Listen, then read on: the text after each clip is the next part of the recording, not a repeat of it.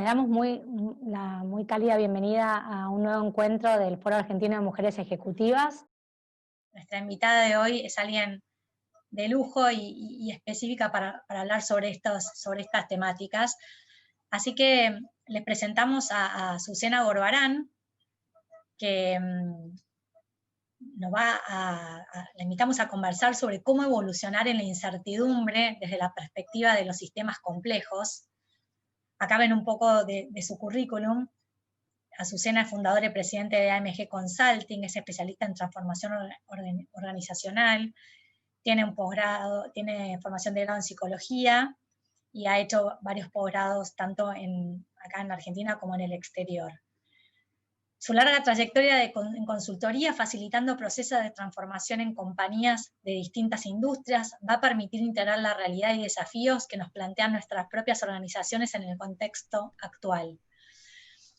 Quizá un poco conversando con Azucena ayer, cuando preparábamos un poco toda esta presentación, decíamos temas como cambios de paradigma, gestiones de las emociones, las interdependencias, ecosistemas colaborativos, digamos, y todo lo que tenga que ver con todo lo que están viviendo los líderes hoy de las empresas y que pueden hacer para evolucionar en la complejidad.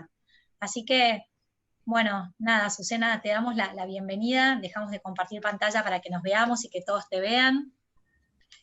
Y bueno, muchas un poco... gracias.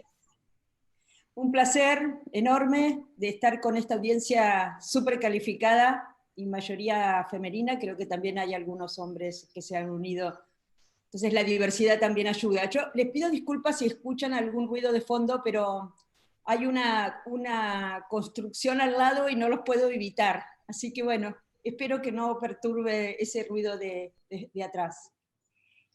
Bueno, la idea, Azucena, un poco es conversar, hacer una conversación con vos, así que vos sentite libre de hablar y un poco la idea es tratar de hacerlo así ameno y conversar de acuerdo a las preguntas que surjan. Lo mismo les pedimos a quienes quieran hacer preguntas de acuerdo a la presentación y a los temas que va tocando Azucena, que las manden por el chat, y la idea después es tratar de ver si nos da el tiempo de darles la palabra a quienes hayan hecho preguntas. La verdad que aprovechemos la Azucena, que es un honor que esté acá, un gran valor, y que nos va a compartir muchas de sus enseñanzas. Muchas gracias. Bueno, yo aspiro también a que esto sea una conversación. Y quizás para empezar a introducir el tema, dos cosas. Una, contarles un poco de dónde viene esto en mi carrera y cómo accedo a esta manera de pensar y abordar las organizaciones, y después detenernos un minuto a reflexionar acerca de qué significa la complejidad, porque todos vivimos inmersos en la complejidad, pero a veces no nos damos cuenta o no terminamos de comprenderla como fenómeno. Entonces, muy breve, últimamente, desde diciembre del año pasado, me propuse empezar a transferir mucho de los conocimientos que tengo y me puse en un modo más reflexivo que el habitual. Y descubrí un montón de cosas de cómo llegué acá, ¿no? Me obligaron a hacer esas preguntas. Y yo creo que mucho de la formación humanística de grado y después de posgrado, yo fui formada en el mundo del constructivismo, de toda la teoría de los franceses, donde uno concebía a las organizaciones como construcciones sociales, no como objetos o como entes estáticos. Y todo eso me fue llevando, porque inicialmente la formación de grado te forma mucho más hacia lo individual, hacia la clínica. Yo me fui muy rápidamente inclinando por los sistemas sociales y específicamente por las organizaciones. Y al final, toda la teoría sistémica, la manera de concebir a la organización como un sistema, está totalmente conectado a las capas que le fui poniendo después de comprensión. Y la teoría de la complejidad, que es algo que fue un descubrimiento de los últimos 10 años, si quieren, es un agregado de muchas disciplinas, dentro de ellas la teoría de los sistemas, es una de las patas fundacionales de la teoría de la complejidad, pero converge la física, la biología, la matemática, hay muchas disciplinas que van conformando lo que hoy se llama la teoría de la complejidad, que es un cuerpo más bien conceptual que nos permite distinguir la naturaleza de los fenómenos. Entonces, para hacerlo simple, todo tiene que ver con las relaciones de la composición de ese fenómeno. Tenemos cosas que son absolutamente simples, que requieren comprenderlas y dar una solución, porque hay una solución posible al problema que se plantea.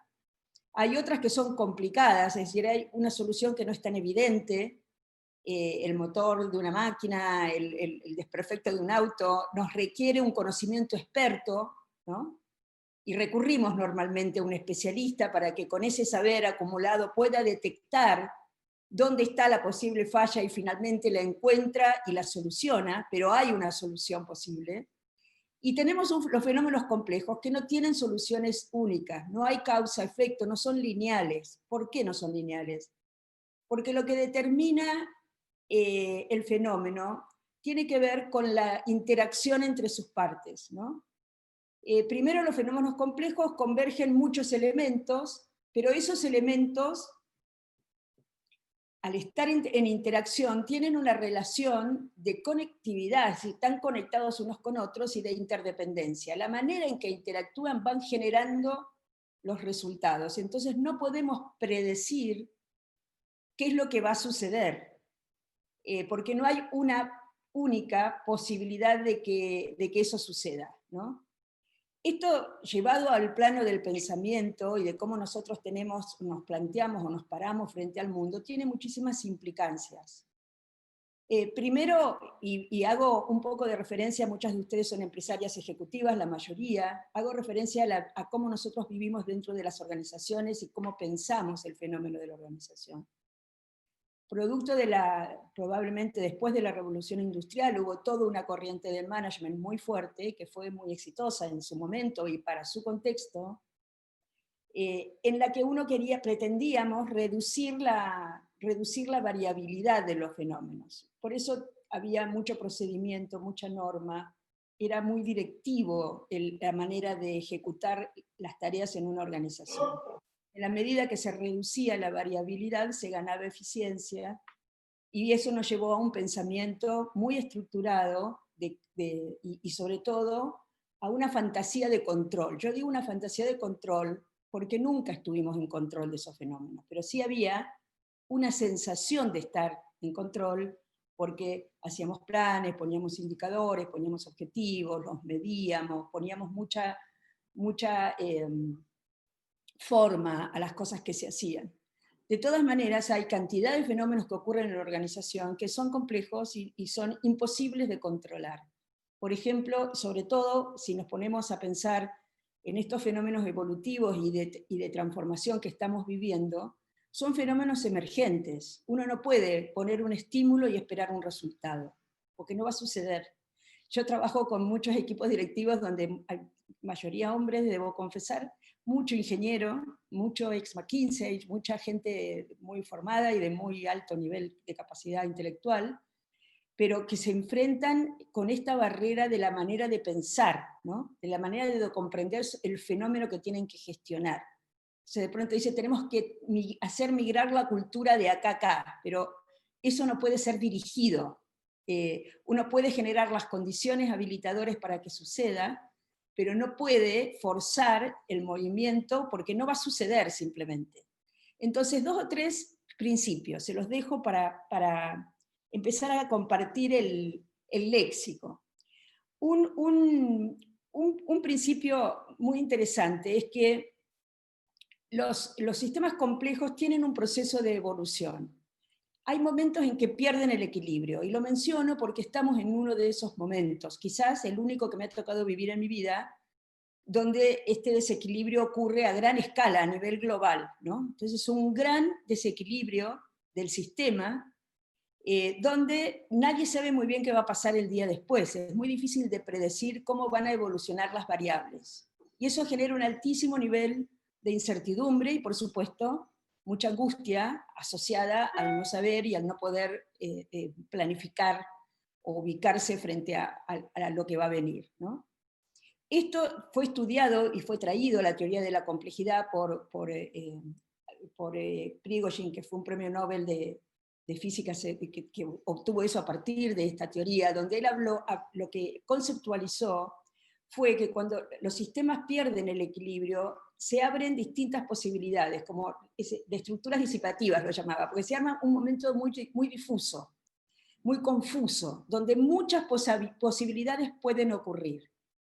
Lo llamó bifurcación, pero no es porque haya dos. Hay una gran multiplicidad de cosas que puedan suceder, y no necesariamente, él recreó la segunda ley de termodinámica, decía, no necesariamente el sistema va a declinar y a desaparecer, producto de la entropía, sino que tiene la capacidad intrínseca de crear un orden nuevo, si se dan las condiciones, ¿no? También puede declinar y desaparecer, pero tiene la posibilidad de seguir evolucionando a lo largo del tiempo, y esto asocia a los sistemas complejos muy directamente también a los fenómenos vivos.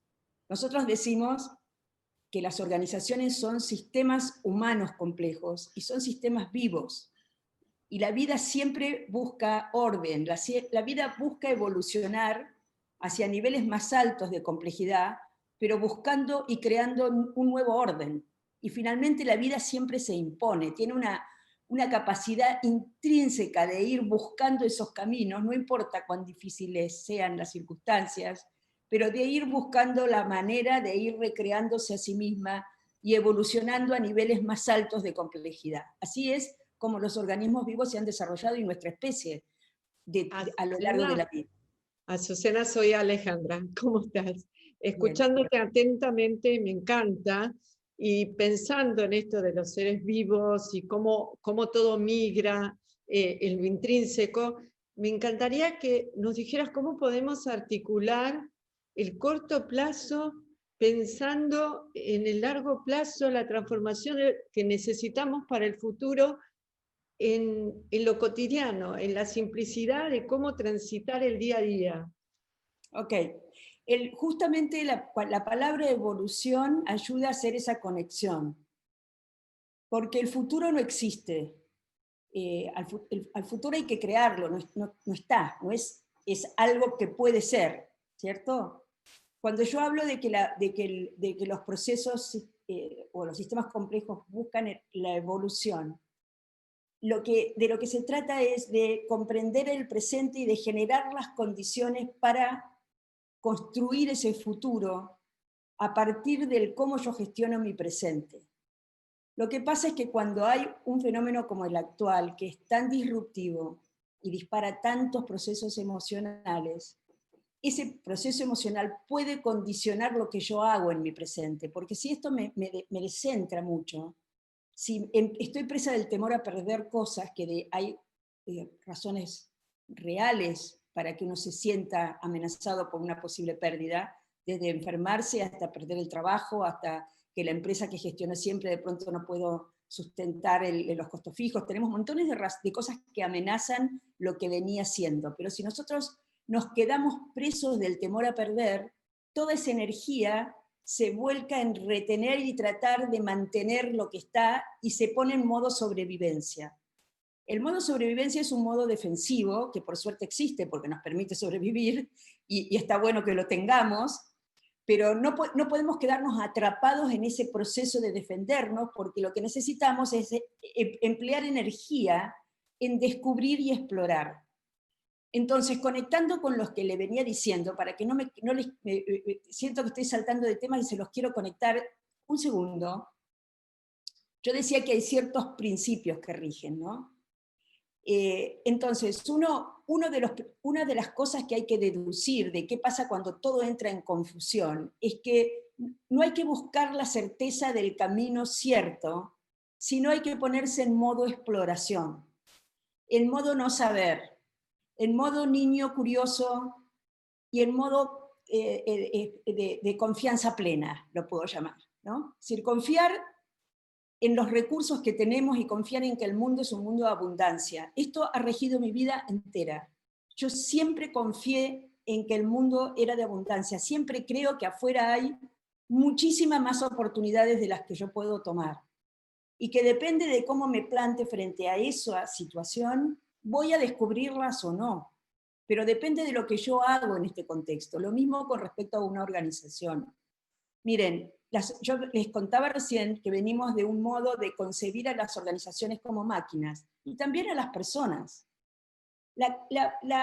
El subaprovechamiento de la capacidad instalada humana en una organización es indecente en un país donde está todo por hacerse y en un mundo que está descalabrado. Hay un montón de gente replicando cosas sin usar su capacidad creativa, su capacidad de discernir, su capacidad de colaborar, de construir colectivamente cosas. Eso es producto de un estilo de management que ya fue, y que ojalá haya sido definitivamente, porque la pandemia puso en evidencia que no sirve, y también demostró la potencia que tiene la gente cuando se la deja libre. Cuando uno baja el nivel de control, el nivel de expectativa de resultados, y les da un espacio para que se configuren en esas relaciones mucho más espontáneas y más autogestionadas, para que encuentren las soluciones usando las capacidades que tienen, no la que el jefe les da, sino la que cada ser humano que está ahí tiene y puede desarrollar si tiene las condiciones adecuadas. Entonces, cuando vos me preguntás cómo hacemos para articular el corto y el largo, lo voy a poner en dos planos. Primero, la cabeza tiene que tener perspectiva. Tenemos que pensar lejos y en grande, no podemos estar atrapados de la miseria del cash flow, que por supuesto nos importa, porque todos estamos tratando de que nuestras organizaciones no se fundan, por lo menos yo, pero no digo no tener cuidado en eso, pero la cabeza tiene que estar en proyección, nuestra mente tiene que estar mirando más lejos, más allá. Y luego tenemos que ponernos en modo exploración, y tener claro que no podemos estar actuando sin pensar y reflexionar, no podemos estar sobregirados como muchos de mis clientes están. A veces yo lo único que rescato a veces es que los saco de ahí violentamente, porque están en el modo acción, sin reflexión, es replicar lo que nos sirve, y está todo el mundo cansado, exhausto, desesperanzado. No hay manera de crear nada en esa condición. Entonces, que yo tenga bajo control las variables de corto no me debe impedir que abra la perspectiva para ir explorando lo que tengo que dejar ir y sacar energía de ahí. Hay que dejar ir, aunque nos duela. Yo recién recibo una carita llorando de alguien de mi equipo porque está dejando ir cosas. Y yo le puse una sonriente diciendo, se te abre un panorama que no sabías a dónde te puede llevar. Y es cierto, todos a veces duelamos dejar cosas que hemos querido mucho, pero hay que dejarlas ir. No nos sirve quedarnos ahí, porque eso nos recorta la capacidad que tenemos para descubrirnos y para descubrir en el otro todo lo que juntos podemos hacer. Hay que crear entornos colaborativos para que eso pase con otros. Ninguno de nosotros individualmente va a encontrar la solución. La pandemia generó un salto de conciencia enorme de que estamos en un mundo complejo y que el mundo es interdependiente.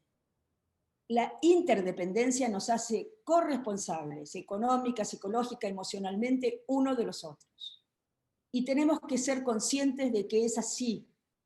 Leí el sábado, no sé si leyeron una nota en La Nación de una compañía de Sistema B que se llama Guayaki. Googleenla, es una compañía muy interesante. Ellos tienen cultivos de yerba mate en Misiones y fabrican una bebida energizante en base a la yerba mate, la comercializan fundamentalmente en Canadá y en Estados Unidos. Entraron al segmento de los atletas, de la gente que toma energizantes para tener más energía. Okay. Y es una compañía que crece al 25% anual, es una locura, totalmente integrada en términos de que satisface expectativas de todos los stakeholders, ¿no?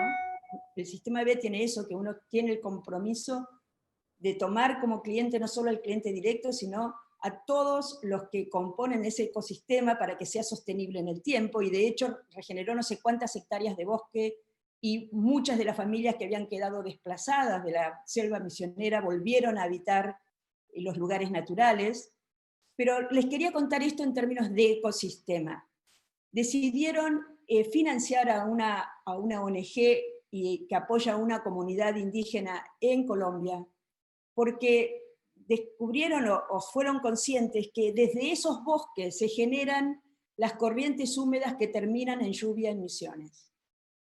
Y por supuesto los cultivos dependen del clima y de la lluvia.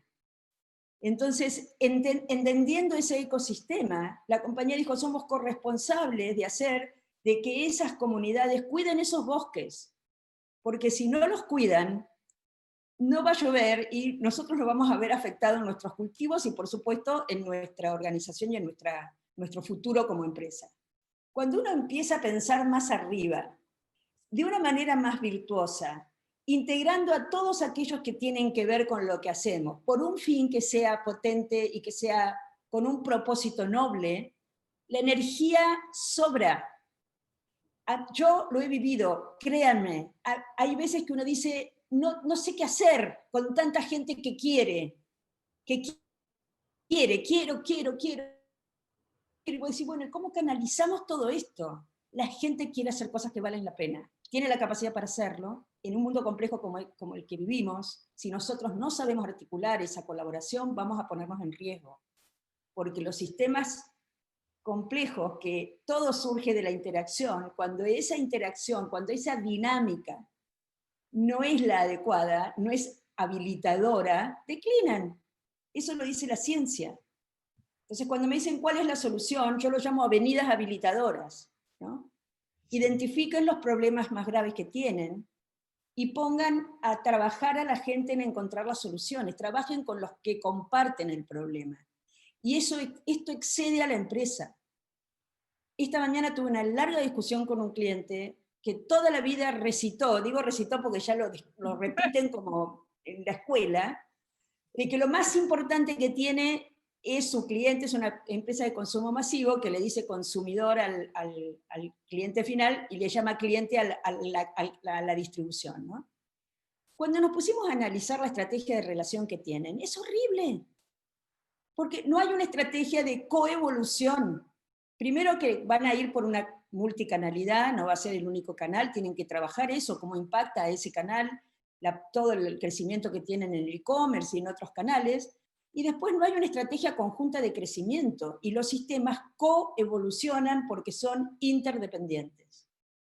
Si yo tengo interdependencia entre 5 elementos de un sistema y pretendo ir yo solo, se me descalza el resto y eso me tira para atrás.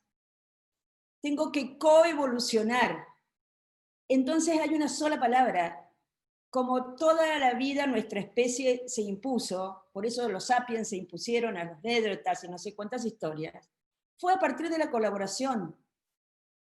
Ahora, ¿qué nos pasa que nos cuesta tanto? Yo creo que tenemos un profundo temor a perder.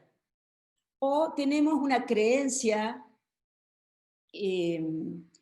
quizás una creencia asociada de que tengo que acumular poder para tener un lugar en esas relaciones que me permitan hacer que las cosas evolucionen como a mí me gustaría que fueran. Quiero decirles que no sirve, ni se lo propongan. Yo sé que dio resultados en el pasado, cuando las compañías acumulaban poder, que sigue dando resultados porque de alguna manera los Google, los Amazon acumulan poder, se adueñan del cliente y después todos los demás vienen. Está bien que tienen algún propósito de que sea más distribuido, hay muchas compañías que se desarrollan debajo de esas plataformas, de esos e-commerce, pero no se trata de acumular poder a costa de los demás, porque si hay interdependencia, eso lo pago en algún momento, no me hace sustentable. Y estamos hablando de sustentabilidad, es largo plazo, no es corto. Es conectar el corto, pero cuando uno habla de sustentabilidad, habla de la flecha del tiempo. Entonces eso es lo que tenemos que incorporar en nuestro modo de pensar, de pensarnos en ese sistema que está conectado, que tiene que ser colaborativo, entender que la organización es un sistema vivo, que tenemos el recurso más importante del mundo que es la gente, que no sabemos gestionar a la gente, no la sabemos gestionar. ahora hemos descubierto, además de que el mundo es complejo, descubrimos que existen las emociones, gracias a Dios, porque a partir de la pandemia fue wow, ¿no? Los managers empezaron a hablar de cómo estás, qué te pasa, y de pronto descubrieron un mundo empezaron a conectarse a nivel más humano, ¿no? Con la gente. Ahora, si uno logra capturar lo que al otro le importa, y lo que es, y alinear ese propósito con el de los demás, esa energía es ilimitada. Entonces, cuando me pasa, porque a mí me lo pregunta mi propio equipo, es decir, tenemos que tener más claro para dónde vamos, lo primero que hay que preguntarse es, ¿qué es lo que yo quiero? ¿Qué capacidad tengo para hacer qué? Y tratar de hacer realidad ese deseo, que es la mayor, porque de ahí vas a adquirir la fuerza. Yo nunca tuve miedo de morirme de hambre en toda mi vida, y he pasado miles de crisis, y no nací en cuna de oro, no heredé nada, lo hice todo con mi esfuerzo. ¿Pero por qué? Porque nunca me desvié de lo que creo que debo hacer. Y no me importa si no, y estas discusiones las estamos teniendo todos los días, porque nosotros tenemos un compromiso pleno de ayudar a la evolución de las organizaciones. 30 años estamos haciendo esto. Yo rápidamente me doy cuenta por dónde vamos, ¿no? Hay veces que vienen demandas que no tienen nada que ver con lo que necesitan. Entonces yo no puedo venderle a mi cliente lo que quiere comprar, es indecente. No hago eso. Y me dicen, bueno, pero la gente no lo entiende. Bueno, tratemos de meterlos en un loop de conversación, de discusión, de reflexión, para ayudarlos a pensar.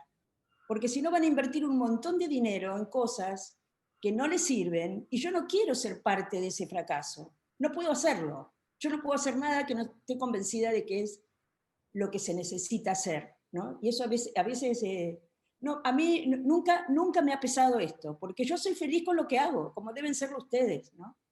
Yo creo que las mujeres tenemos, y perdón si hay algún señor, que no soy feminista, no, amo el potencial que hay en la mujer, porque las mujeres tenemos mucha más posibilidad de hacer esto. No entramos tan fácilmente en las guerras de poder, a mí me preguntan muchas veces lo del techo de cristal, y a mí me da vergüenza decir que yo nunca tuve un issue con eso. Siempre me las rebusqué para hacer lo que quise hacer. Pero también me hicieron pensar, digo, ¿será que nunca disputé el poder a un hombre de un cargo? Porque como mi trabajo siempre fue ayudar a otros a que sean lo que... Yo nunca fui a disputar, capaz que no lo sentí por eso, porque capaz que si estoy disputando, no sé, por un cargo importante, por ser CEO, por ser gerente de algo, por ser senador, no sé, algo, esa discriminación de género se note más. A mí me resultó más difícil, porque era joven, era mujer, quería trabajar con organizaciones, había 5 minutos donde te medían y tenías que estar a la altura de esa medición, porque si no, chau, eras boleta, no entrabas nunca en esa discusión en una mesa chica de un directorio, de un equipo ejecutivo. Pero una vez pasada esa barrera, nunca sentí que hubiera algo tan fuerte como de una discriminación por género. O nunca quise verlo, capaz, no sé. A veces también pienso que me daría rabia reconocerlo, pero siempre pensé que el que no veía el valor de lo que hacía, bueno, se perdía la posibilidad, qué sé yo. Siempre hay alguien que elige trabajar con uno o con otro, ¿no? Pero quiero decir que las mujeres tenemos una manera distinta de entender el poder. Y no es que somos menos competitivas, o que tenemos menos ambición, o que tenemos menos, no, creo que lo concebimos de manera distinta. Nos es mucho más fácil entender la ecuación de valor, y no entrar en competencias que no tienen mucho sentido, me da la impresión. Y sí sé que, piensen que yo trabajo con equipos directivos desde hace, no sé, desde 30 años atrás, y sí debo decir que hay muy pocas mujeres en esas mesas. No había ninguna 30 años atrás, y ahora hay una en las empresas tradicionales, puede llegar a haber 2, y sí hay un cambio en las empresas nuevas, ¿no? Hay algunas compañías, no sé, Mondelez, creo que casi todo el equipo ejecutivo hay muy pocos hombres, hay un cambio importante, pero ha sido muy lento. Y eso indica algo. Entonces yo digo, no niego de que existe el problema, pero tampoco me gusta que nos victimicemos, ¿no? Sé que algunos defienden los cupos, a mí me da un poquito de cosa el cupo, a mí me gusta ganarme las cosas por mí misma, no me gusta que tener un lugar porque tenían que completar un cupo, pero a lo mejor en algunos ámbitos es necesario, como que no tengo una postura así radicalmente tomada, ¿no? Pero sí creo en que las mujeres tenemos unos recursos internos, y lo vi en el 2001, la mayoría de las mujeres que salieron a crear cosas, de quienes salieron a crear cosas para tener ingresos eran mujeres. De ahí surgieron empresas como Nucha, que salió a vender tortas, o hay un montón. Y ahora, le contaba el otro día que en el Seamos Uno, la iniciativa esta de IDEA, 5.000 voluntarios, 95% mujeres. Eso porque hay un recurso ahí adentro, hay una fuerza. La mujer no se queda en su casa y la sale a pelear. Digo esto porque el ámbito me lo permite, nunca estuve en un ámbito de muchas mujeres y me encanta poder compartir estos pensamientos con ustedes, ¿no? Pero básicamente, si quieren, abrimos un poco la conversación, o si tienen alguna otra pregunta, bienvenida, Ale. Ay, mira, Susana, te escucho y es increíble. Yo te dije que hago tanta transferencia como cuando te gusta un libro mucho, porque hay gente que recomienda un libro, el otro no lo puede ver, me encanta. Hay palabras que van, el desapego, el saber soltar, la parte de no renunciar a tus valores, la coherencia como imperativo ético, pensar en grande y la curiosidad que veo en tus ojos. ¿Cómo influye la creatividad? Para ser creativo, ¿hay un límite de edad? No, para nada. Primero, todos somos creativos. Ajá. Absolutamente todos. Y les voy a hacer una pregunta. Vieron que en la pandemia nos tuvimos que arreglar un poco con lo que teníamos a mano, porque de pronto no podíamos llamar a alguien para que te arregle. Díganme si cada uno de ustedes no descubrió algo que no sabía de una habilidad que tiene. Todos descubrimos cosas. Un día le escucho a mi marido que dijo, ¡genio! Y yo digo, uy, debe estar mirándolo a Messi. Y me acerco y me dice, y se había dicho a él mismo genio, porque había podido arreglar no sé qué cosa, atando no sé de qué manera. Uno descubre la creatividad porque ¿qué es la creatividad? Uno tiene, igual que la innovación, tiene como ciertas fantasías al respecto, ¿no? Ambas son producto de la exploración y de la curiosidad. Lo que pasa es que de pronto uno puede encontrar, se llama así, y esto es principio de teoría de la complejidad, se llama los adyacentes, ¿no? Uno puede evolucionar por la adyacencia, que eso implica que te moves hacia aquel lugar más próximo, expandiendo lo que sabes hacia otro lugar que es más próximo a lo que venías haciendo. O podés evolucionar por exaptación, que es una palabra rara, pero es muy simple de comprender y todos los días hacemos algo así. En la biología, el pulgar del panda, por ejemplo, es una evolución, que por supuesto tarda muchos años en ocurrir, es un proceso evolutivo por exaptación. ¿Por qué? Porque le salió un pulgar para poder facilitarle la prensión de las hojas que come.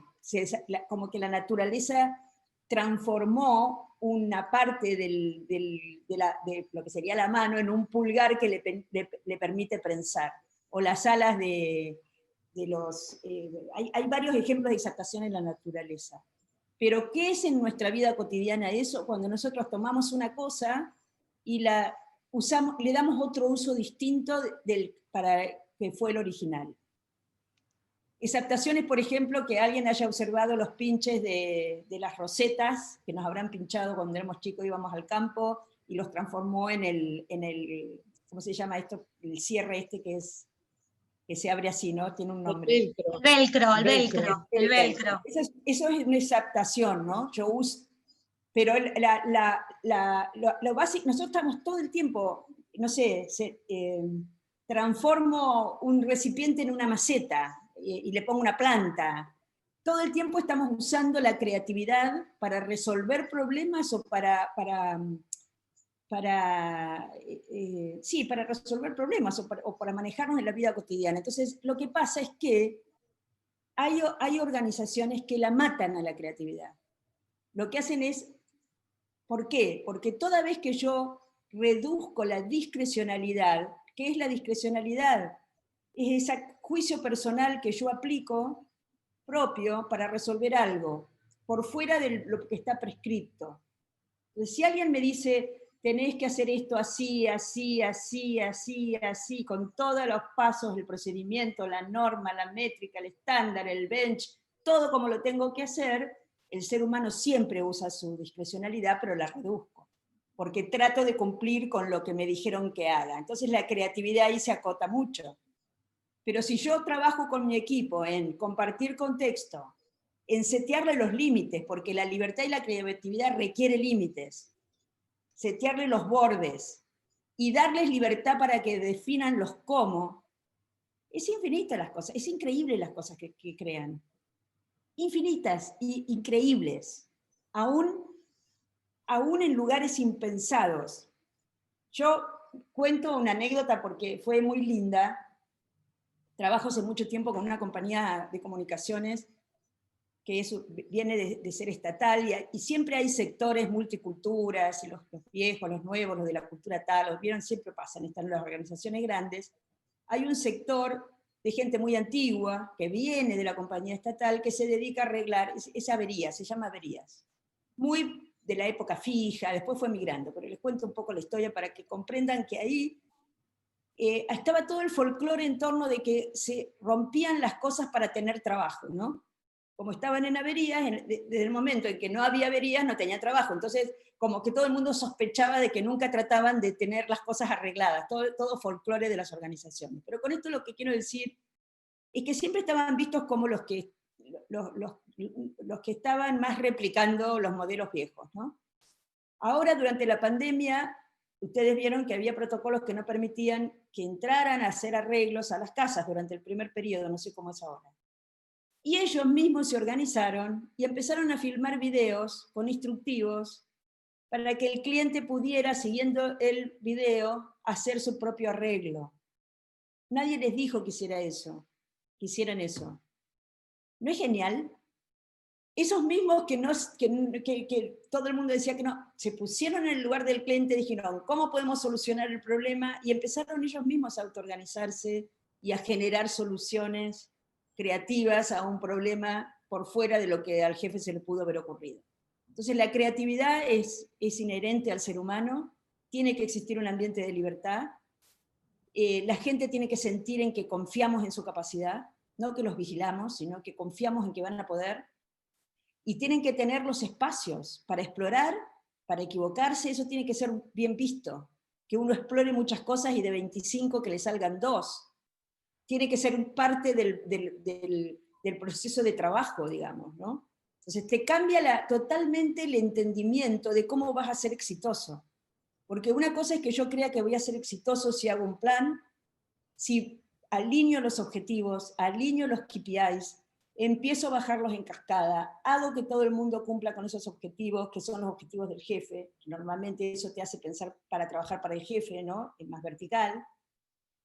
Y otra cosa es que yo crea en que si pongo a todo el mundo a entender cómo se crea valor en la compañía, que esto hoy no se entiende, que todo el mundo entienda cómo se crea valor y cómo lo que hace agrega valor.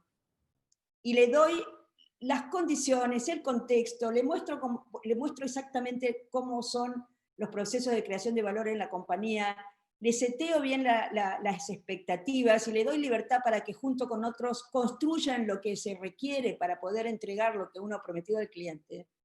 La velocidad y la capacidad de respuesta para ir adecuándose a los cambios del contexto es enormemente más veloz, porque la misma gente tiene la capacidad para ir acomodando la respuesta en función de los cambios que se van generando. Porque si yo tengo que subir para que alguien lo... Yo he vivido estas transformaciones, organizaciones totalmente centralizadas, grandes, de 15, 20, 25.000 personas, totalmente centralizadas, Y luego la organización horizontal, donde le das muchísima más libertad a la gente para que tome decisiones dentro de su responsabilidad con el marco, el contexto y el entendimiento de cómo agrega valor. Porque si no tiene eso, hace macanas. Entonces, el trabajo de los líderes cambia 100%. ¿De qué hablan los líderes con su gente? Hablan de otras cosas. Ya no es el seguimiento de lo que cumpliste, de lo que no cumpliste y por qué no lo cumpliste. De lo que hablan es de lo que tienen que lograr y en dónde tienen que centrar las prioridades para que eso ocurra con velocidad y con el nivel de calidad que se requiere para que el cliente note la diferencia. La dinámica cambia instantáneamente, uno siente que la organización se reenergiza, todo el mundo se siente partícipe de la construcción de eso, ¿no? Súper interesante lo que compartís, Azucena. Y quería hacerte una pregunta, porque vos mencionabas hace un rato unos términos que tuvieron mucha repercusión en el chat, este tema modo exploratorio, este tema como niño curioso que todos tenemos que adoptar, sobre todo quizá nosotras que la mayoría estamos en cargos gerenciales o somos líderes. Vos mencionabas que a veces el hecho de considerar otras variables o estar enfrentar esta situación que nos provoca cambios de rumbo, tomar otras decisiones, muchas veces a veces tiene que ver con concentración de poder, tener miedo a perder el poder. Y yo te quería sumar a ver si no también hay una cuestión de temor al error, como a equivocarse, y sobre todo quizá las mujeres tenemos como esa sobreexigencia de querer demostrar de que somos buenas en lo que hacemos, entonces es como que eso también a veces nos juega en contra para sacar toda esa creatividad, como decís, que tenemos, porque es así, pero que bueno, que también de alguna manera queremos mostrar resultados. No sé si nos puedes compartir algunas reflexiones sobre esto. Bueno, lo vivo todo el tiempo. Yo creo que es parte de lo que vos describís, del por qué encontramos tantas mujeres con más capacidad muchas veces que las responsabilidades que tienen, que no logran desarrollar la carrera, ¿no? Porque hay esa sobreexigencia en algún punto se torna limitante. Por un lado nos torna muy confiables porque somos como muy responsables y lo que hacemos lo hacemos muy bien, pero es autolimitante porque al estar tan exigidas de hacer algo muy bien, reducimos la posibilidad de explorar lo que no sabemos y de aceptar el error, que es parte de lo que nos va a llevar a otro nivel. ¿Se entiende? Y yo creo que tenemos que creer más en nosotras mismas, ¿no?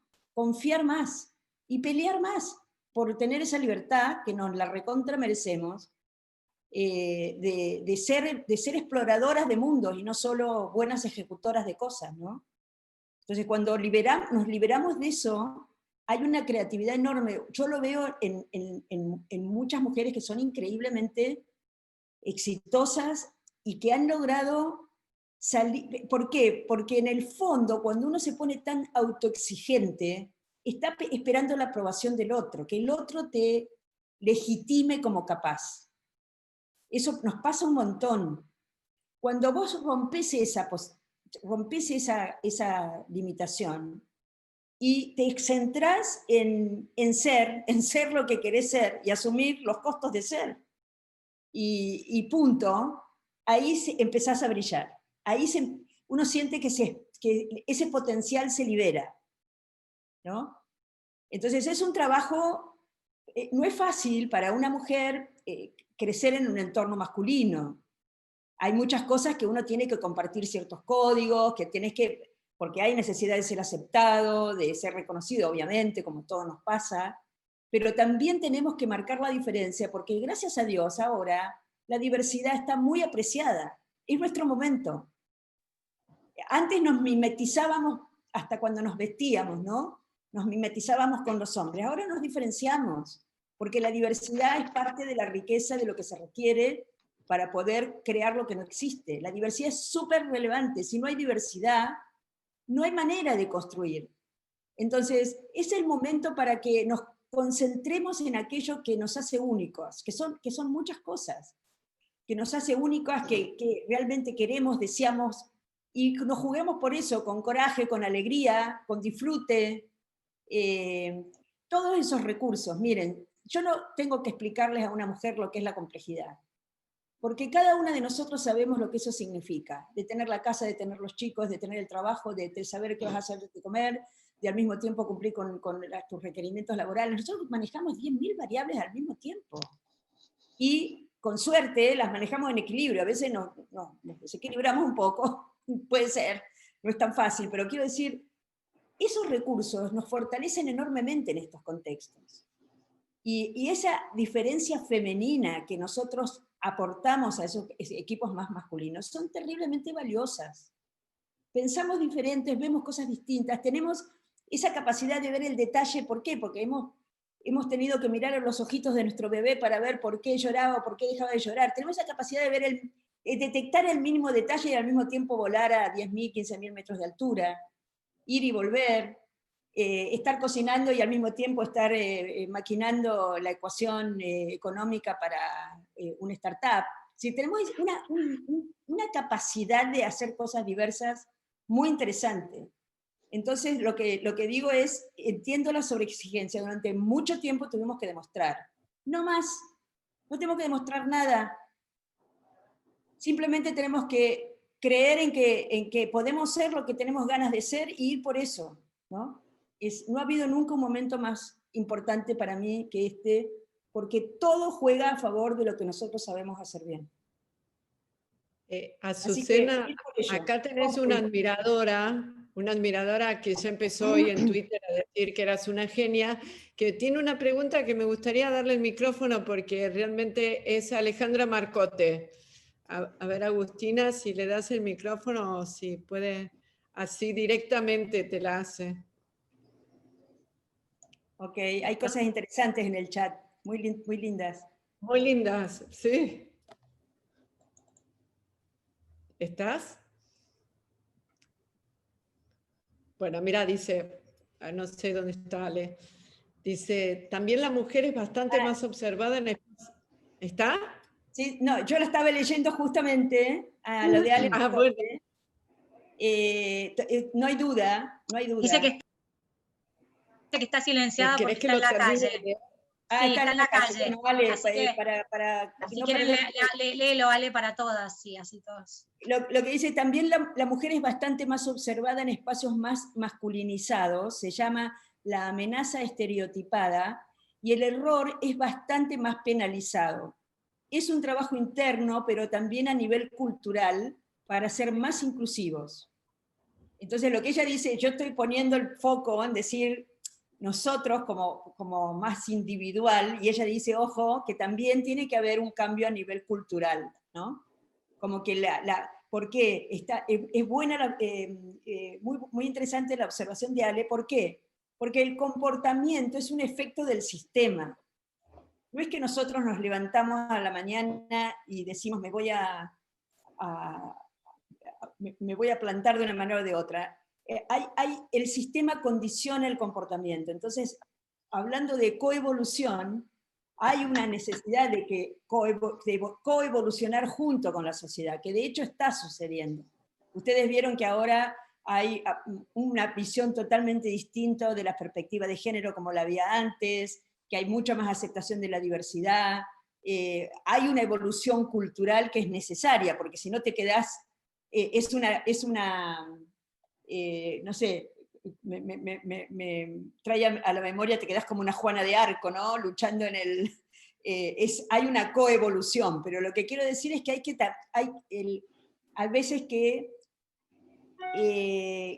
como que a mí me importa mucho que cada uno descubra lo que es capaz de hacer para lograr ser lo que quiere. Me da mucha pena la gente frustrada y desaprovechada en su potencial, y es cierto que hay barreras culturales, y es cierto que hay barreras organizacionales, pero uno no tiene que renunciar a eso, porque eso es la vida misma. Esa es la vida.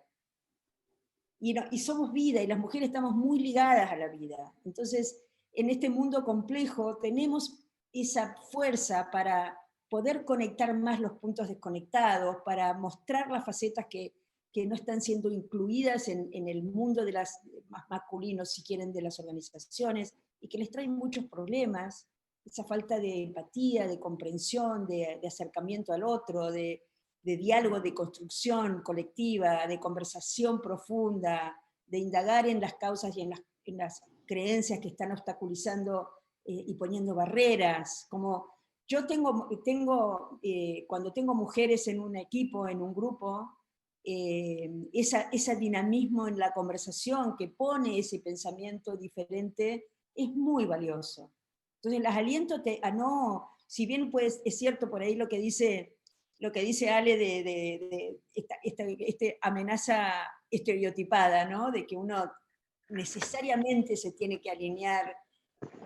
Me pasa a mí también, es decir, yo trato ¿no? Porque también generamos incomodidad si nos mostramos tan distintos, tenemos que tener un punto de complicidad, de poder también compartir cosas de hecho, la riqueza está de doble vía, ¿no? Pero sin renunciar a poner la diferencia que hace la diferencia, y no tener temor ahí a ser juzgados, porque realmente eso está siendo súper valorado hoy. Así Muy que nada, agradable, Ale, un placer tenerte ahí escuchando. Ale Marcotte es una de las nuestras, aparte ha sido mi mentí, yo la quiero tanto, y aparte dio un giro grande, porque de estar trabajando en Price a lo que hoy es tener coraje, claro, accionar con el ejemplo, ¿no? Y mientras te oía y que cada palabra te resuena y te da un espacio de reflexión, yo digo que los almuerzos nuestros tienen esa elaboración lenta que uno queda pensando y a lo mejor en 2 días hay algo que uno lo aplica, ¿no? Es muy bonito. Porque pensaba... A ver si hay algunas preguntas, me encantaría si alguien quiere preguntar algo, reflexionar algo. Angélica Pereira dice que sos una ídola, que le encanta cómo hablas, que sos clarísima. Es más las alabanzas que dicen. Así que... Ahora veo a Agustina Ailón tiene una pregunta, así que te damos el micrófono, si querés desmuteate y le haces una pregunta a Susana. Gracias. Recién estaba pensando con todo lo que decía Susana, primero agradecerles a todas porque es un placer, la verdad que tener estos espacios donde se escuchan estas cosas es un placer, todas pasamos por estas complejidades y escucharte me lleva un montón de herramientas y de cosas que me pasan y de limitaciones que tengo y que te escucho y que las tengo que trabajar. Pero también cuando escuchaba esto, lo que también estaba en este cambio cultural, yo he trabajado mucho con adolescentes y también trabajando principalmente con mujeres, muchas veces en los espacios, y a veces también es importante poner este foco respecto de que a veces somos nosotras mismas también como grupo de mujeres, más allá de la energía con la que comparto y siempre he trabajado muy bien, quienes somos más críticas las mujeres con las mujeres, que a veces también con respecto a otros tipos de situaciones que si pasaran en un varón, y lo veo porque lo veo desde chicas adolescentes que junto con sus compañeras, el nivel que tenían de vara respecto de lo que hacía una compañera era distinto a lo que hacía un compañero. Y entonces me parece que eso también es importante de trabajar culturalmente y sobre todo yo trabajo en el tema de violencia laboral y una de las cosas que siempre nos impacta es que las mujeres, así como la violencia viene en mayor grado de parte de varones, cuando la que ejerce violencia es la mujer, generalmente lo ejerce sobre alguna otra mujer en un 80%, y estas cosas son importantes porque a veces cuando yo trabajo en el tema de género es importante tener esta visión, porque muchas veces nos ha pasado en ámbitos laborales donde mujeres que me dicen yo no quiero participar de estos espacios de crecimiento de la mujer porque a mí me pasó y a mí, digamos, no tuve esa mirada, ¿no? Y entonces también romper con estas cosas y también entender que el que está trabajando en cuestiones de género, los que estamos trabajando, que una mujer que tiene un liderazgo o una posición de admiración para otro tipo de mujeres, también tener este tipo de mirada que a veces es positiva, ¿no? También entrar en estas cuestiones de que no es una cuestión de mujeres o de varones. Totalmente. Totalmente. Vieron que uno cumple distintos roles en el día, ¿no? De pronto sos mamá, de pronto sos jefa, de pronto... Y articular esos roles para encontrar realmente el centro de lo que uno es un trabajo, ¿no? Y sobre todo estar claros en cuál es la diferencia que uno quiere hacer, ¿no? Y lo que pienso ahí, escuchándote, es que el punto de la violencia es todo un temazo, pero esa exploración de qué se expresa en el comportamiento violento, ¿no? Viste, vos debes saber mucho más que yo en esto, Agustina, pero ¿cómo normalmente asociamos más la violencia al hombre, a lo masculino, ¿no? Cuando lo ejerce la mujer, ¿qué está expresando a través de eso? Yo lo único que digo es que todos tenemos necesidad de aceptación, es natural, y de reconocimiento, es básico, pero eso no tiene que anular la voz propia, porque ahí es donde nos tornamos dependientes, ¿no? Empezamos a ser dependientes de lo que el otro, de la mirada del otro, y eso empobrece un montón. Es una posición subjetiva en la relación. Cuando yo tengo voz propia, tengo un pensamiento crítico, tengo libertad para decir, siento internamente libertad de espíritu para decir lo que creo y lo que pienso, asumo las consecuencias de si eso me trae una consecuencia negativa, la comprendo y la asumo. Tiene que ver con la libertad interna, con esa... Morin, hay un pensador francés que va a cumplir 100 años, y que todavía da conferencias, maravilloso. Y habla de la libertad de espíritu, ¿no? Yo tengo ahí un artículo que se los puedo mandar si quieren, que me gusta es cómo lo encara, ¿no? Él dice, los seres humanos no somos libres, estamos condicionados por montones de cosas. Y por la sociedad, por la cultura, por montones de cosas, no somos libres, en el sentido de hacer lo que queremos, pero hay una libertad de espíritu, que es la que yo quiero transmitir, que es eso que nos permite sentirnos plenos y que estamos haciendo lo que queremos hacer porque lo deseamos y porque no nos autolimitamos. Y yo creo que eso es lo que nos permite dar un salto en la posición de la agregación de valor enorme. Cuando yo digo algo y no sé, a veces yo asumo las consecuencias antes de hablar. Yo sé que cuando digo algo duro, lo digo siempre con mucho amor, con mucho cariño, pero sé que a alguien no le puede gustar. Pero alguien se lo tiene que decir. ¿Se entiende? Si yo voy a una compañía donde tengo que estar trabajando con un equipo directivo y voy a decirles lo que quieren escuchar, no sirve de nada. Alguien les tiene que decir lo que hay que decir, con cariño, ¿no? Siempre yo digo, voy a decir algo con mucho cariño y todo el mundo se ataja, porque con mucho cariño, pero ahí va. Y eso es cariño, eso es amor, es amoroso que alguien se meta con las miserias del otro, que lo ayude a enfrentar sus propias contradicciones, siempre desde el lado de ayudarlo a crecer, no de lo que yo quiero que el otro haga. Y para eso las mujeres tenemos un arte, pero sí, tenemos mucho temor. Yo soy re autoexigente, ¿eh? Miren, soy la peor para dar consejos, porque tengo un super yo grande así. Pero digo, yo lo sufro. Yo si vuelvo a nacer no quisiera tener ese nivel de exigencia. Yo lo sufro porque trabajo muy duro. Todo lo que hago tiene que estar bien y si no, el otro día iba y no se había preparado mi equipo bien para hacer algo, ¿no? Entonces cuando yo salí le dije, ni se dieron cuenta, me dice, estaban felices. Le digo, a mí no me importa que el cliente no se dé cuenta, basta con que yo lo sepa, con que yo sepa que podría haber sido 100 y fue 60, ¿no? Entonces digo, eso es una limitación cuando uno la pasa mal y vivís todo el tiempo castigándote y diciendo lo malo que sos. Ahora, también puede ser algo que vos lo sientas como un desafío personal, pero que no te limite. A mí me importa el tema de las cosas que autolimitan. Y que finalmente veo un montón de mujeres ahí que digo, pero ¿por qué no brilla? ¿Por qué no se planta? ¿Por qué no tiene, no? y es una pena porque las capacidades, hoy necesitamos a todos. No podemos tener gente subaprovechada. Tenemos que hacer que todos exploten, ¿no? Yo creo que tenemos que armar una terrible avenida para el emprendedorismo, para juntar partes, para hacer que mucha gente colabore, para hacer que pasen cosas, porque vamos a pasarlas mal en esta economía de este país. Y al mismo tiempo tenemos un montón de capacidad. Entonces, ¿por qué nos juntamos la capacidad y el talento con la necesidad y armamos una gran usina de creación de cosas para solucionar los problemas que tienen 100 años y que no podemos solucionar?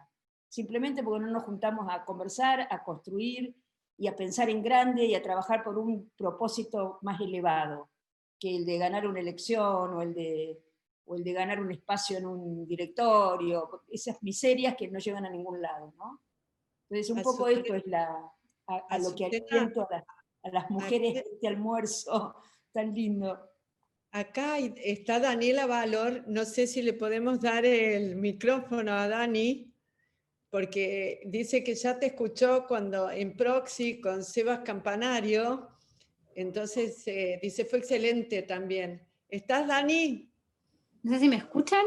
Sí, perfecto, Hola. Dale, adelante. Ay, qué felicidad, qué placer. Sí. Un súper honor. Y lo que te quería preguntar, Azucena, es que, sobre todo, vos decías algo de la diferenciación en relación al poder, la percepción del poder de la mujer, que tiene una diferencia. Me gustaría, si podías comentar un poquito más de eso, porque de hecho cuando, por lo menos en mi rol, trabajo en consultoría para las mujeres, uno de los puntos que nos traen es justamente que la mujer tiene que desarrollar más su habilidad, su poder político dentro de las organizaciones. Es lo que se dice, no necesariamente que esté de acuerdo o no, pero es lo que se transmite. Entonces me pareció interesante este punto que vos traes, entonces cómo podemos potenciarlo en relación a esta percepción de la mujer. Ok, es todo un tema, el tema del poder, muy específico. Lo que digo es, cuando yo hablo del poder más masculino, hablo a ver, el otro día me estaba acordando en otro ámbito que hace unos años escribí un artículo que decía ¿dónde reside el poder del SEO? ¿No? Y me parece que no lo leyeron mucho, no me acuerdo, pero no creo que haya sido muy exitoso, porque mi postura es, el verdadero poder es el que está asociado al valor. La fuente del poder reside en el propósito y en el valor que yo puedo agregar a los demás. Ese es el poder sin límites.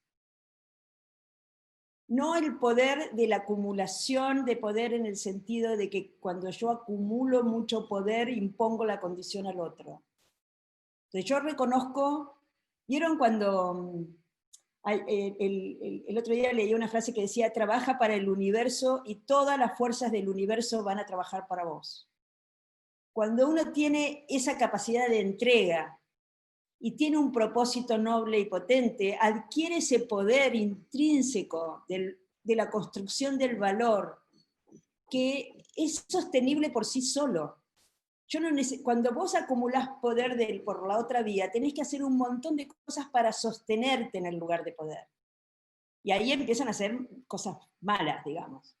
Entonces esa cosa de la competencia, de la destrucción del otro, de lo que fuera, ahora se entiende que hay una construcción política del poder. Yo digo, no, me gusta mucho la política, pero no soy experta en el tema.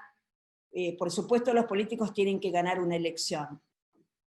Y ahí hay que construir poder.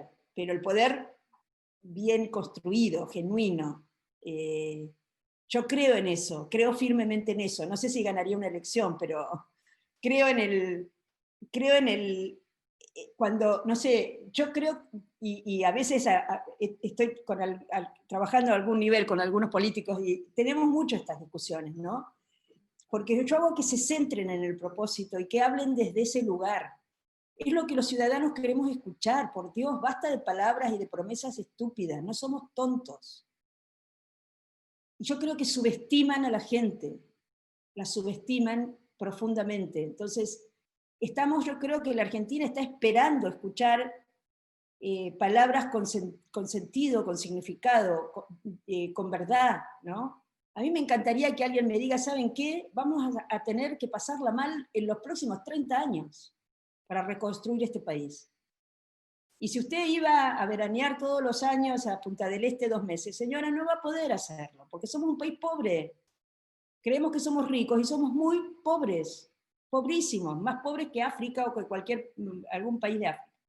No sabemos crear riqueza, lo poco que tenemos lo destruimos, somos pobres.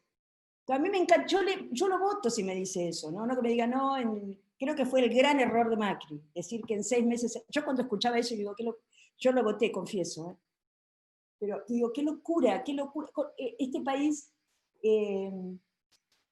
no necesita esperanza, necesita verdad para poder tener esperanza, porque ya no nos creemos más los cuentos de que todo es fácil, porque no va a ser fácil. Entonces yo digo, cuando un CEO, tengo una clienta, mujer, CEO, dice, tenemos una estrategia, pero no la podemos contar. Digo, pero ¿cómo que no vas a contar la estrategia? Digo, ¿quién la va a ejecutar si la gente no conoce la estrategia? No, porque hay algunas cosas que la gente le va a dar, se va a asustar, porque tenemos que... Bueno, hace de esta conversación 2 años. Este año fue toda una evolución, ¿no? Un trabajo. Este año juntó a todos los gerentes de la compañía y mostró todos los números y la evolución del negocio en los últimos 10 años. Un señor, 20 años de antigüedad, dijo, es la primera vez, por fin entiendo por qué toman las decisiones que toman, por fin me doy cuenta por qué cerramos la planta de tal y por qué vendimos la empresa tal, porque ahora me doy cuenta, mirando los números, de que eso era deficitario, ¿cómo podemos tener a la gente trabajando en ese concepto infantil de creer de que hay cosas que no pueden comprender? Es subestimarla. ¿Se entiende lo que estoy diciendo? No podemos tener Susana, hay un axioma comunicacional que es subestimar el grado de comprensión del destinatario del mensaje, cuando en realidad el problema lo tiene el emisor.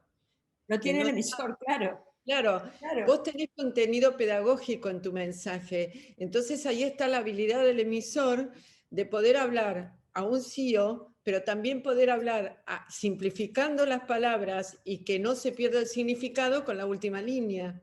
Y hablando del poder, muchas veces la información es poder, y tampoco comparten información porque lo hacen una herramienta de poder, pero no sirve eso, porque tenemos que tener a todo el mundo empoderado hoy. Esto lo cuento porque no tiene secreto, pero en una planta, no necesito hacer nombre, una planta de una compañía de masivos muy grande de Argentina, que le digo al que está en la operación, si tenés que parar una línea, ¿cuál parás? Y señala una línea, y le digo, ¿por qué vas a parar esta línea? Porque es la de menor volumen. Y yo le digo, pero es la de mayor contribución, esos productos son los de mayor contribución de la compañía. Me dice, yo esa información no la manejo. El tipo que para la línea es suicida. Tenemos miles de trabajadores haciendo cosas que no saben para qué las hacen. Es suicida. La deuda del liderazgo que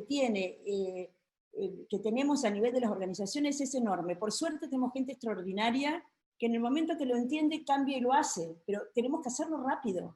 Tenemos que aprender a crear valor rápido. Y para eso hay que cambiar la manera de liderar y de gestionar y confiar más en la capacidad de la gente que tenemos. Tener otro nivel de conversación, compartir más la problemática y darle más libertad para que encuentre la solución, ¿no? Súper interesante. Hay muchísimas reflexiones en el chat que te hablan sobre el tema de no subestimar, el hecho de la comunicación y cuánto hace para tomar buenas decisiones. Después, si querés, los podés ir leyendo todos, pero bueno, ya son las 3:15 y un poco en honor a respetar los tiempos de todos. Sí. El tiempo vuela. Hay una última pregunta que la está haciendo Paula Leiva. Paula, no sé si la querés hacer vos, que está en el chat, te damos y hacemos, con esta ya cerramos, y le damos la palabra después a Adriana Turdera, que fue a través de ella que nos hizo el contacto para conocerte, para que te despida y haga el cierre, buenísimo. si te parece.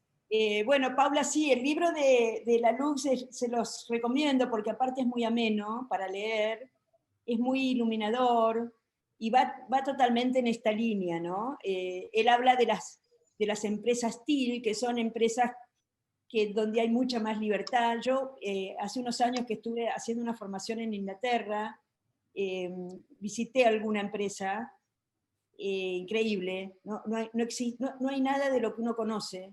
Una empresa que tiene sucursal en Chile, no en Argentina, no sé cómo se llama, es de cosmética, no me acuerdo el nombre ahora, pero entrevisté al número 1 y a su mano derecha, que era músico, by the way, y no tienen marketing, no tienen recursos humanos. La gente dice qué quiere hacer, cuándo y cómo y con quién. Por ejemplo, mujeres que dicen, no, yo en este momento no puedo asumir más responsabilidad que esta, pero se articula con el resto para... Uno no sabe cómo suceden las cosas. Cuando estamos acostumbrados a las organizaciones tradicionales, decís, esto es un bodrio, ¿cómo hacen para obtener resultados? Y le preguntaba a él en qué ocupaba su tiempo, y él dice, yo me ocupo de que la promesa de valor se cumpla sin fisuras. Entonces, paso tiempo con el señor en el África, enseñándole cómo tiene que sacar el elixir de la flor para no lastimar el medio ambiente y a la vez que eso tenga el producto natural que nosotros prometemos que van a tener. No tenemos marketing porque son las redes las que nos...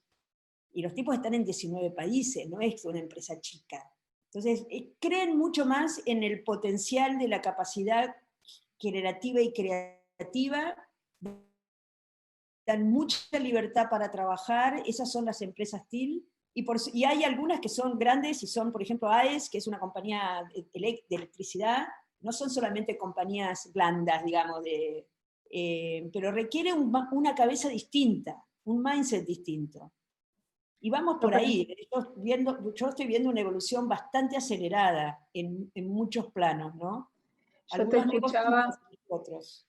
sí, te escuchaba, la verdad que un placer, muy, muy inspirador tus palabras, y automáticamente conecté con lo que postula claro. Y me preguntaba... Estamos conversando, Lalux es un investigador, en realidad él no pone, él es un ex McKinsey, y lo que hizo fue un trabajo de investigación, y lo que hace es contar muy bien los paradigmas, ¿no? Los saltos de paradigma, pero no tiene capacidad de conceptualizar propia, pero hizo un libro hermoso, clarificador, simple de leer, y bueno, y finalmente coincidimos en que somos parte todos de un mismo planeta y que tenemos que tener una visión muy integrada del mundo en que vivimos, que tenemos que reconocer a las organizaciones como organismos vivos y darles la libertad para que se organicen en torno a un propósito muy potente. Y perdón porque mis perros están golpeando y están ladrando, no sé, por ahí. No hay problema. Bueno, Adri, si querés, te damos, no sé si nos querés compartir algo más, Azucena, nos quedaríamos horas escuchándote, pero si no, le damos la palabra a Adriana para que haga el cierre. Azucena, ¿cómo estás? Un placer como siempre. Hola, ¿cómo estás, Adriana? Bien, bien, por suerte, bien. Un placer verte otra vez. Yo fui tomando algunas notas mientras vos hablabas, obviamente en función además al título de tu charla. Sabés que yo estoy enamorada de tus avenidas, así que siempre las aplico y las uso. Y las notas que tomé me parecía que era cortito, ¿no? Para cerrar es... La evolución es cambio, sin ninguna duda, y esos cambios a veces no son lo suficientemente rápidos para que nos ayuden a transitar estas avenidas como espacios, ¿no? Como espacios que nos van conduciendo a otras situaciones, lo suficientemente rápido. Entonces, los cambios conductuales, los cambios de ideas, la creación o la construcción de nuevos paradigmas, eso a veces nos demora en el tiempo. Yo creo que tal vez si esto lo lleváramos al tema de género, sin ninguna duda, es una demora, es una deuda que muchos tenemos para poder construir. Pero tomando también la complejidad, donde vos hablabas de las organizaciones, obviamente son como un instrumento en donde entre el sujeto y el objeto de conocimiento hay una interrelación bastante complicada. Y esto sin ninguna duda es el cambio de paradigma, porque los paradigmas no suceden o no cambian de un día para el otro. Así que me parece que lo que nos dejaste básicamente para pensar como un signo de interrogación y una respuesta a devolvernos es en cuánto estamos dispuestos a que estos paradigmas puedan cambiar con mayor rapidez cuando una situación mundial, global, como la que estamos pasando hoy, nos apremia y nos obliga a pensarnos desde un lugar diferente. Entonces, tomando estos conceptos tuyos de creatividad, de innovación, de cambio, ¿no? De modificaciones, de la autoestima que las mujeres también tenemos que tener, si somos sobre todo mujeres que conducimos. Así que te agradezco profundamente y me quedo con eso, me quedo para pensarlo, con la promesa de un día llamarte y contarte cuál es el resultado, y también las invito a todas ustedes que puedan pensarse de este modo. El cambio de paradigma es algo que lo tenemos que imponer nosotros, porque cuando un cambio llega, se instala, no pide permiso. El cambio llega y se instala, y somos responsables de asumirlo o de dejarlo pasar, ¿no? Como decía también Azucena en un momento. Así que muchas gracias y como siempre un placer escucharte, ¿eh? No, gracias, Adriana. Solo decirles que la crisis es un acelerador. Muchas cosas que ustedes seguro estamos dando vueltas por ahí, en este momento que todo está descalabrado, tenemos la oportunidad de probar, ponerlas en práctica. El tema del tiempo que trajiste es muy interesante, así que gracias por tu reflexión final. Gracias a vos. Un placer, lo he disfrutado y ojalá podamos almorzar verdaderamente rápido y juntarnos, Ay, sí, ¿no? Sí. Sí, es una promesa, así que bueno, te damos un aplauso de parte de todos. Gracias a ustedes, para ustedes. La verdad que, bueno, muy agradecidos a todos. Hubieron también algunos hombres que hasta mandaron sus reflexiones en el chat. Así que todos súper agradecidos por las reflexiones que nos dejaste, Azucena, nos dejás pensando y bueno, y lo bueno es con una mirada positiva, que hay mucho por hacer, esta mirada de la abundancia, que con eso nos vamos, que desde FAME siempre tratamos de cultivar. Así que bueno, muchísimas gracias a todos y a vos especialmente. Muchas gracias. Hasta pronto. Gracias. Chao, chao.